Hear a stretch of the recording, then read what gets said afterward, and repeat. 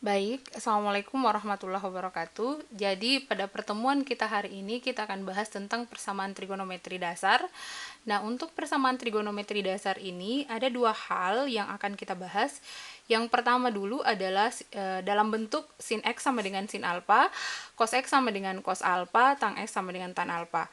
Kemudian selanjutnya bentuk yang kedua yaitu sin X sama dengan K konstanta, kemudian cos X sama dengan K atau konstanta, kemudian tan X sama dengan K atau konstanta. Nah, baik, yang pertama dulu yang akan kita bahas yaitu yang berbentuk sin X sama dengan sin alpha, kemudian cos X sama dengan cos alpha, kemudian tan X sama dengan tan alpha.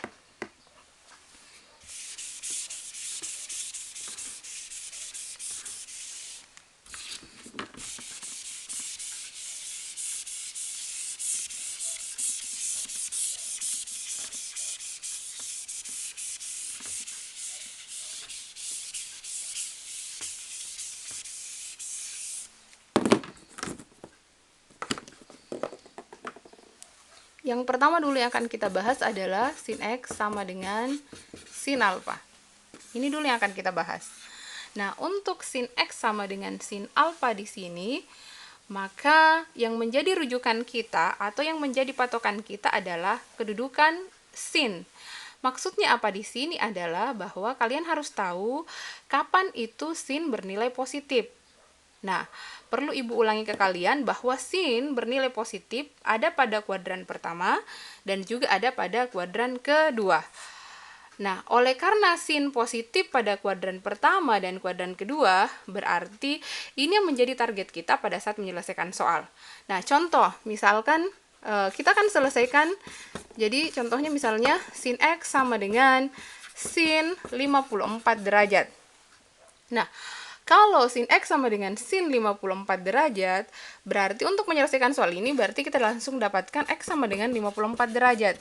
Tapi tunggu dulu, ada hal yang penting dulu, sebelum kita selesaikan, kita harus tahu dulu apa yang diinginkan soal, di mana nilai X itu berada. Oh, X itu berada di antara 360 derajat dan berada di antara 0. Berarti X berada pada interval 0 sampai 360 derajat. Nah, oleh karena X berada di antara 0 sampai 360 derajat, ingat bahwa target kita sin di kuadran pertama dan di kuadran kedua. Nah, olehnya itu, berarti kita langsung selesaikan soalnya. Menjadi sin X sama dengan sin 54 derajat, kemudian nilai X-nya sama dengan 54 derajat. Ini kuadran pertama. Lalu berikutnya kita cari juga untuk kuadran yang kedua. Untuk kuadran yang kedua, berarti kita mengambil 180 dikurang 54 derajat. Nah, 180 derajat dikurang 54 derajat berarti hasilnya sama dengan 126 derajat. Berarti di kuadran kedua nilai yang diperoleh adalah 126 derajat. Lalu kemudian kita cek kembali, masuk kembali ke interval yang ada atau yang diinginkan oleh soal. Interval yang diinginkan adalah X berada di antara 0 dan 360 derajat. Berarti otomatis kita temukan himpunan penyelesaian untuk nilai daripada sin X sama dengan sin 54 derajat itu adalah 54 derajat. Jadi dia berada di 54 derajat dan kemudian 126 derajat. Ini untuk bentuk sin X sama dengan sin alpha. Selanjutnya kita akan bahas bagaimana ketika misalnya dia dalam bentuk cos X sama dengan cos alpha. Tapi sebelumnya silahkan kalian perhatikan. Jadi boleh kalian perhatikan baik-baik, boleh silahkan kalian catat juga untuk dijadikan rujukan bahan pembelajarannya di rumah. Oke. Nah, baik, selanjutnya kita akan bahas dalam bentuk cos X sama dengan cos alpha. Ibu hapus dulu.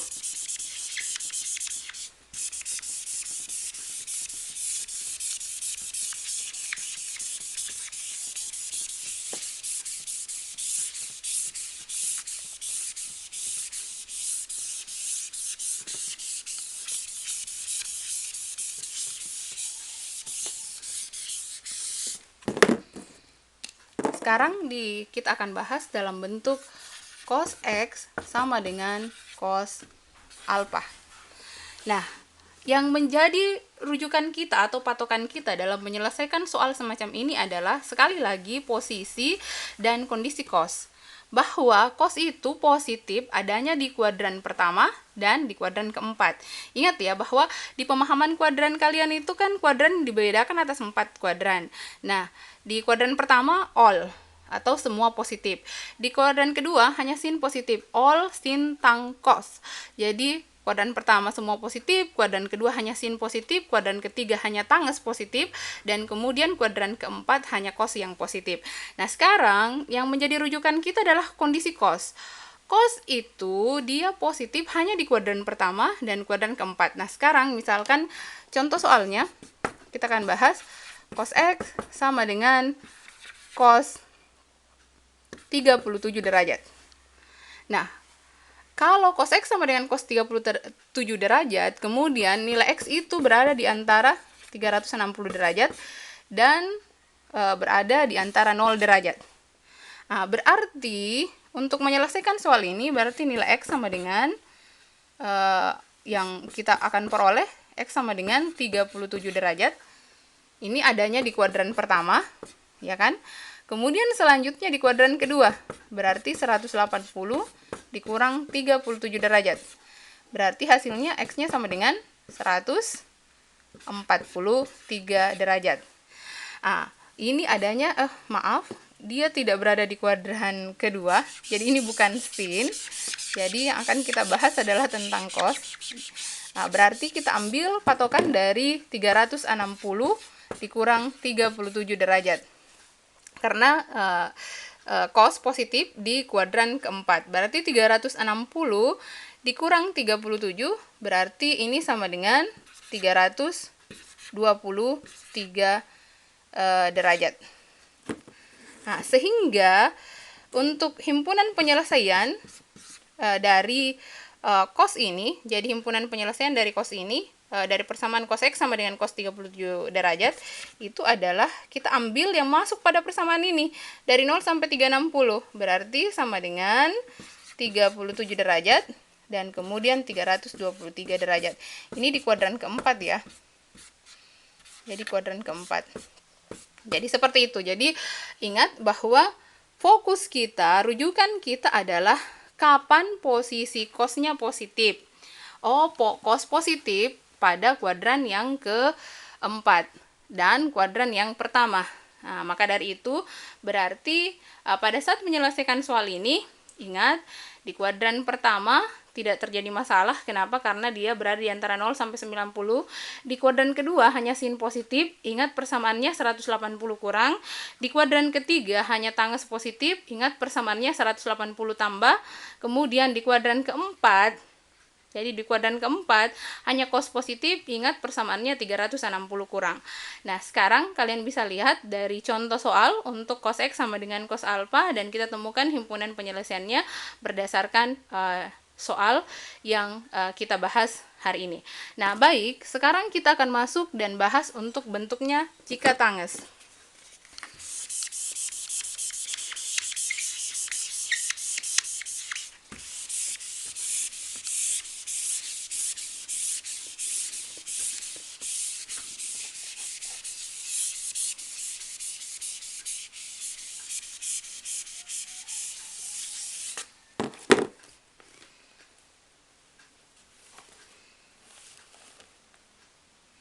Nah, sekarang bentuknya dalam bentuk tanges, dan kita pilih tan X sama dengan tanges 33 derajat. Maaf. Jadi ini belum contoh soal, ini baru fokus kita bahwa tan X sama dengan tan alfa. Nah, baik, lagi-lagi yang menjadi rujukan kita dalam menyelesaikan soal tan X sama dengan tan alfa adalah apa itu? Posisi tan. Tanges positif itu ada di kuadran pertama dan di kuadran ketiga. Jadi tanges positif di kuadran pertama dan di kuadran ketiga. Perhatikan contoh soalnya. Jadi kita ambil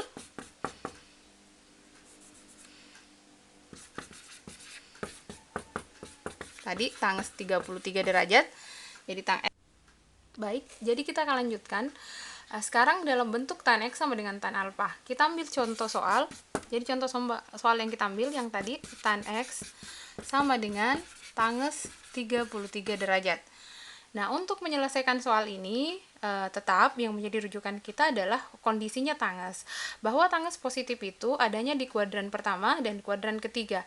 Oleh karena tangens positif di kuadran pertama dan di kuadran ketiga, berarti kita perhatikan lagi maunya soal apa. Oh, ternyata maunya soal adalah X berada di antara 360 derajat dan 0 derajat. Nah, artinya apa? Bahwa X yang kita mau tuju itu adalah adanya berada di antara kuadran pertama sampai kuadran keempat. Nah, baik. Untuk menyelesaikan soal ini, langsung saja. Berarti nilai X itu yang pertama adalah 33 derajat. Kemudian selanjutnya, yang kedua, X untuk tangens positif pada kuadran ketiga. Berarti kita gunakan rumus 180 ditambah 33 derajat. Berarti nilai X sama dengan 213 derajat. Nah, sehingga himpunan penyelesaian untuk soal ini adalah bahwa HP-nya yaitu 33 derajat dan 213 derajat. Nah, kalian bisa perhatikan, jadi untuk bentuk tang X sama dengan tang alfa, bentuknya semacam ini. Jadi kita temukan penyelesaiannya bahwa untuk tang X sama dengan tangens 33 derajat, di mana X berada di antara 360 dan 0 derajat itu, himpunan penyelesaiannya adalah 33 derajat dan 213 derajat. Nah, baik, selanjutnya kita akan lanjutkan materi kita untuk persamaan trigonometri dasar untuk yang berbentuk sin X sama dengan konstanta, kemudian cos X sama dengan konstanta, kemudian tan X sama dengan konstanta. Oke,